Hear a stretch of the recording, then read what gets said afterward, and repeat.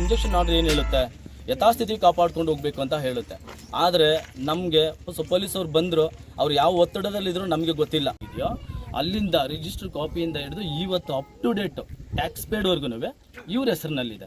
So ಹಾಗಾಗಿ ಅವರು ಅಧಿಕಾರನ ಉಪಯೋಗ ಮಾಡಿಕೊಂಡು ಯರಪನಹಳ್ಳಿ ಗ್ರಾಮದ ಮುನಿರಾಜು ಕುಟುಂಬದವರು ಚರ್ಚ್ ನಿರ್ಮಿಸಲು ಸರ್ವೆ ನಂಬರ್ 48/3ರಲ್ಲಿ 5 ಗುಂಟೆ ಜಾಗವನ್ನು ಕೆ.ಎ. ಜಾನ್ ರವರ ಹೆಸರಿಗೆ ಕ್ರಯ ಮಾಡಿಕೊಟ್ಟಿದ್ದಾರೆ. ಸುತ್ತಮುತ್ತಲಿನ ಹಳ್ಳಿಗಳಲ್ಲಿ ಜನರು ನೀಡಿದ ದೇಣಿಗೆ ಹಣದಲ್ಲಿ ಜಿಎಫ್ಎ ಸಂಸ್ಥೆ ಮೂಲಕ ಚರ್ಚ್ ನಿರ್ಮಿಸಿ 26 ವರ್ಷದಿಂದ ಯೇಸು ದೇವರ ಆರಾಧನೆ ಯಾವುದೇ ತೊಂದರೆ ಇಲ್ಲದೆ ಮಾಡಿಕೊಂಡು ಬಂದಿರುತ್ತಾರೆ.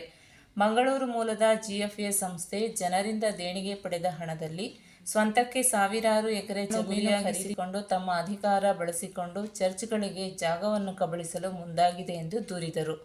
ಈ ಸಂದರ್ಭದಲ್ಲಿ ಸುವರ್ಣ ಕರ್ನಾಟಕ ದಲಿತರ ಸೇವಾ ಸಮಿತಿ ರಾಜ್ಯಾಧ್ಯಕ್ಷ ಚಿಕ್ಕಣ್ಣ, ರಾಜ್ಯ ಉಪಾಧ್ಯಕ್ಷ ಕೃಷ್ಣಮೂರ್ತಿ ಸೇರಿದಂತೆ ಇತರರು ಹಾಜರಿದ್ದರು.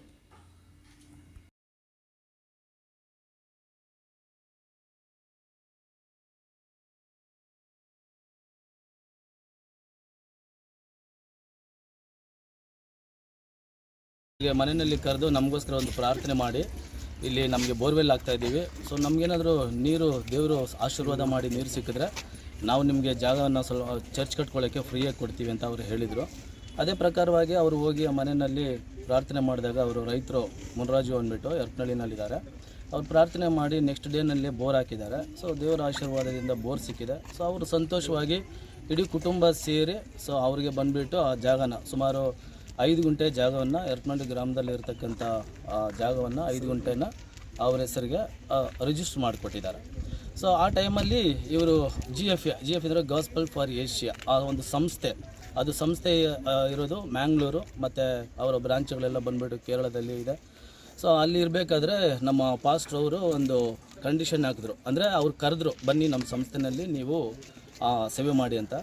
ಆ ಟೈಮಲ್ಲಿ ನಮ್ಮ ಕೆ.ಎ. ಜಾನ್ ಅವರು ಏನಿದ್ದಾರೆ ಅವರು ಒಂದು ಕಂಡೀಷನ್ ಹಾಕಿದ್ದಾರೆ. ನೋಡಿ, ನಮ್ಮದು ಅಕ್ಕಪಕ್ಕದಲ್ಲಿ 6ರಿಂದ 7 ಊರುಗಳಿದೆ. ಈ ಊರಲ್ಲಿ ಸುಮಾರು ಜನ ಇದ್ದಾರೆ. ಸೊ ಸುಮಾರು ಒಂದು 200-300 ಜನ ಸೇರೋ ಅಂಥದ್ದು ಒಂದು ಕಟ್ಟಡವನ್ನು, ಅಂದರೆ ಒಂದು ಚರ್ಚನ್ನು ನೀವು ಕಟ್ಕೊಡೋದಾದರೆ ನಾನು ನಿಮ್ಮ ಜೊತೆಯಲ್ಲಿ ಬಂದು ನಾವು ಜಾಯಿನ್ ಆಗಿ ಸೇವೆ ಮಾಡ್ತೀವಿ ಅಂತ ಹೇಳಿದ್ದಕ್ಕೆ ರೈತರು ಜಾಗವನ್ನು ಕೊಟ್ಟಿದ್ದಾರೆ. ಆದರೆ ಅದು ಕಟ್ಟಡವನ್ನು ಕಟ್ಟಲಿಕ್ಕೆ ಅವರು ಒಪ್ಕೊಂಡು, ಸರಿ ಆಯಿತು ನೀವು ಕಟ್ಟಡವನ್ನು ಕಟ್ಟಿ ನಮ್ಮ ಕೈಲಾದಷ್ಟು ಸಹಾಯ ನಾವು ಮಾಡ್ತೀವಿ ಅಂತ ಅವರು ಹೇಳಿದಾಗ ಇವರು ಆ ಸಂಸ್ಥೆಯಲ್ಲಿ ಸೇರಿಕೊಂಡು ಮತ್ತು ನಮ್ಮ ಜನರ ಕಡೆಯಿಂದ ಹಳ್ಳಿನಲ್ಲಿ ಅವರು ದೇಣಿಗೆ ಎತ್ತಿ ಸಂಸ್ಥೆಗೆ ಕೊಟ್ಟು ಅದೇ ಹಣವನ್ನು ಸಂಸ್ಥೆ ನಮಗೆ ಮತ್ತೆ ವಾಪಸ್ ಕೊಟ್ಟು ಆಚೆ ಹಾಕಿ ಅವ್ರನ್ನ ಒಳಗಡೆ ಕುಣಿಸಿರೋಂಥದ್ದು ಮೊದಲನೇ ತಪ್ಪು. ಪೊಲೀಸವ್ರಿಗೆ ಇಲ್ಲಿ ಸಿವಿಲ್ ಮ್ಯಾಟ್ರಲ್ಲಿ ಯಾವುದೇ ವಿಚಾರವಾಗಿ ಅವ್ರ ಕೆಲಸ ಇರೋದಿಲ್ಲ. ಅವ್ರು ಯಾವ ವಿಚಾರವಾಗಿ ಬಂದಿದ್ದಾರೋ ನನಗಂತೂ ಗೊತ್ತಿಲ್ಲ. ಒಂದು ನಿಮಿಷ ಜಾನ್ ಪಾಸ್ಟರ್ ಅವ್ರ ಚರ್ಚ್ ಪರವಾಗಿ ನನಗೆ ಇನ್ವೈಟ್ ಮಾಡಿದ್ರು.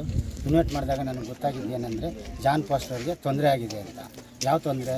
ಅವಳಲ್ಲಿ ಪೊಲೀಸರು ಬಂದು ಜಾನ್ ಪಾಸ್ಟರ್ ಸರ್ನ ಆಚೆ ಹಾಕಿದ್ದಾರೆ ಅಂತ. ಯಾಕೆ ಸರ್ ಹಾಕಿದ್ರು ಅಂದರೆ ಯಾವುದೋ ಒತ್ತಡಕ್ಕೆ ಮನೆಯಿಂದ ಅವ್ರು ಹಾಕಿದ್ದಾರೆ ಅಂದರು. ದಾಖಲೆಗಳೆಲ್ಲ ನಮ್ಮ ಜಾನ್ ಪಾಸ್ಟರ್ ಹೆಸರಲ್ಲೇ ಇದೆ. ಇದ್ದರೂ ಕೂಡ ಅವ್ರು ಎತ್ತಿ ಆಚೆ ಹಾಕಿದ್ದಾರೆ. ಆಮೇಲೆ ಕೋರ್ಟ್ ಡೈರೆಕ್ಷನ್ ಡಿಗ್ರಿ ಆಗಿದೆ, ಏನು ಸರ್ ಸ್ಟೇ ಆಗಿದೆ.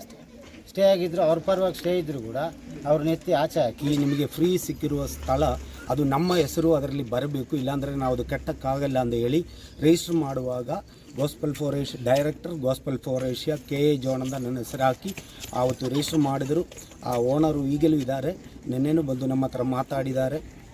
ಆದರೆ ಅದಾದ ನಂತರ ನಾವು ಈ ಥರ ಅನೇಕ ಜನರಲ್ಲಿ ಹಳ್ಳಿಗಳಿರುವ ಅನೇಕರು 10 ರೂಪಾಯಿ ಆ ಕಾಲದಲ್ಲಿ 20 ರೂಪಾಯಿ ಎಲ್ಲ ಕೊಟ್ಟು ಸಹಾಯ ಮಾಡಿದ್ದಾರೆ ಅದು ಕಟ್ಟಕ್ಕೆ.